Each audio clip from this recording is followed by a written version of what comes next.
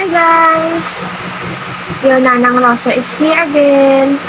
Welcome po sa aking vlog ulit sa isang maulan na hapon. uh, Wala naman masyadong importante ngayong araw. Parang ordinaryong araw lang din naman po. Kaya lang, ang lakas po ng ulan. Kakatapos ko nga lang po maglaba. Then, naisipan ko na mag-video para po ito sakto po ito ngayong panahon kasi maulan. Kasi may mga tao na ayaw sa ulan, may mga tao na naiinis kasi umuulan, hindi po ba? Kaya, narinig niyo po ba yung ulan? O yung boses ko? Lakas po ng ulan dito. Kasi nung nakaraang araw, pumunta ako ng school. Mag-story time muna po tayo bago po tayo magbigay ng motivational na mga messages. Pumunta po ako ng school, maulan po noon. Maulan noon. Tapos, sakto naman na nakadala ako ng payong. Then, nasa jeep ako. Sabi ng katabi ko na naaalin, sabi niya, "Ano ba yan? Umuulan." Buisit, sabi ng gano'n, nagmura po siya. Tapos sabi niya, parang wala daw kwenta yung langit. Lagi na lang daw umuulan, sabi niya gano'n. Tapos, sabi ng isang lalaki na katabi niya, "Oo nga," sabi niya, "palagi na lang umuulan. Parang ano naman tong ano to, wala namang kwenta tong langit na to, palagi na lang umuulan," sabi gano'n. Ako po, parang sa isip ko, Bakit nagagalit sila sa ulan? Kung walang ulan, walang tubig. Kung walang ulan, paano yung mga isda sa dagat? Paano yung mga isda sa ilog? Paano yung mga pananim? Hindi po ba? Paano sila mabubuhay kung hindi uulan? Oo, given po na palagi umuulan talaga. Ito naman po wala tayong magagawa. Tsaka, gusto ko sanang bigyan sila ng sasabihin ko sana na, "Ate, wag naman ganyan na minumura natin yung ulan." Kasi syempre, pag minumura natin yung ulan, parang minumura na rin natin yung lumikha sa ulan. Sino po bang lumikha ng ulan? Di po ba ang Panginoon? Pag minumura po natin ang ulan, parang minumura na rin natin yung Panginoon. At saka, hindi po maganda yon na syempre may nakikinig ng mga bata sa jeep, tapos maririnig na magmumura ka, parang ganun po ba. Then, kaya lang, hindi ko na lang pinansin, sabi ko, baka si ate, baka may pinagdadaanan din na iba. Kasi ganun tayo kapag may narinig tayo nagmumura, sasabihin natin agad na masamang tao siya, addict siya, parang ganun.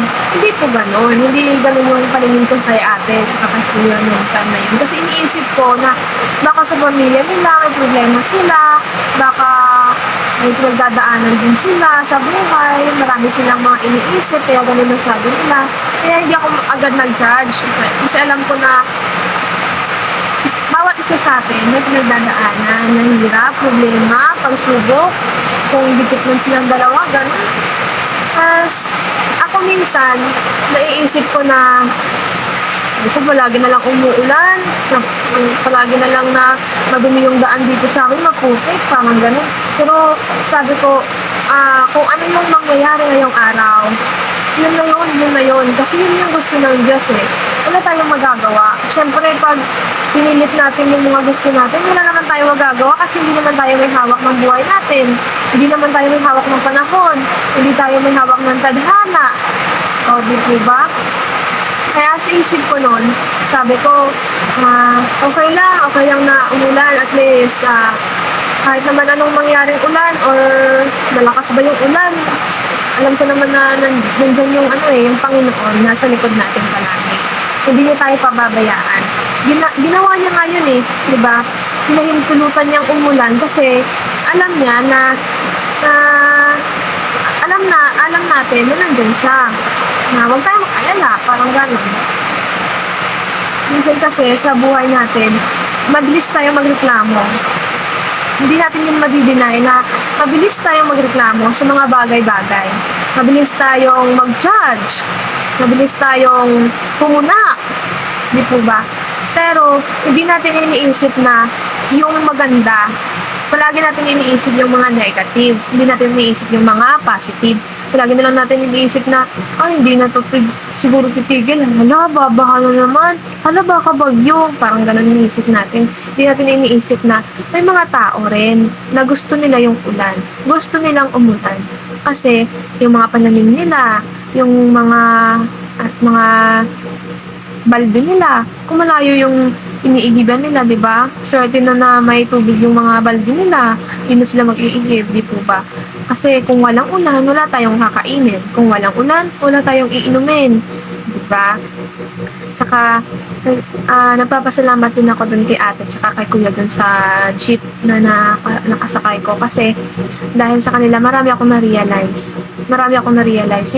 Hindi lang sa dahil dun sa nagalit sila kasi umulan, na-realize ko din na kapag may na-experience tayo na parang katulad nun na nakasakay natin yung mga tao na parang palaging nag-ano sa buhay, magrereklamo sa buhay, na-realize ko na huwag tayo agad-agad mag-judge. Kasi kapag nag-judge tayo agad, syempre, wala naman tayong alam eh. Baka may pinagdadaanan si ate, baka nalulungkot si kuya, baka may problema both sides sa kanila, parang ganun. Tsaka, mahirap mag-judge eh, lalo na kung hindi natin alam yung kwento ng tao. Tsaka, minsan, nami-misplace din na parang sumasama yung pakiramdam or yung loob natin sa kanila. Pero, the reality is, hindi tayo pare-pareho. Hindi tayo pare-pareho ng mga pinagdadaanan sa buhay. Kung yung mga panahon na yun na masaya ako kasi punta ako ng school, practice kami, may activities. Kung masaya ako nung time na yun, siguro si ate tsaka si kuya, baka hindi. Di po ba?